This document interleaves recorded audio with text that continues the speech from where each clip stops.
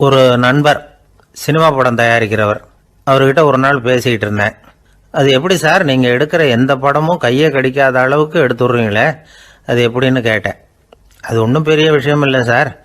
பெண்களுக்குன்னு சில உருக்கமான காட்சிகள், இளைஞர்களுக்குன்னு சில நடனங்கள், அடிதடி காட்சிகள், அப்புறம் வயசானவங்களுக்குன்னு சில ஆன்மீக காட்சிகள், சின்ன பிள்ளைங்களுக்கு சிரிப்பு, இப்படி எல்லாமும் சேர்த்து நான் படம் எடுக்கிறேன். மசாலா படம்னு பேர்.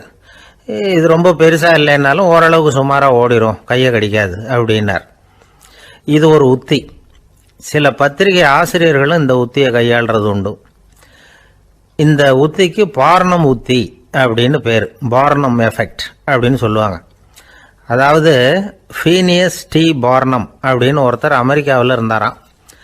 அதாவது 19ஆம் நூற்றாண்டில் அமெரிக்காவில் கொடிகட்டி பறந்த ஒரு சர்க்கஸ் நிறுவனத்தின் அதிபர் அவர். இந்த உலகத்தில் ஒவ்வொரு நிமிஷமும் ஒரு ஏமாளி பறந்துக்கிட்டே இருக்கிறான் அப்படிங்கிறது அவருடைய சித்தாந்தம்.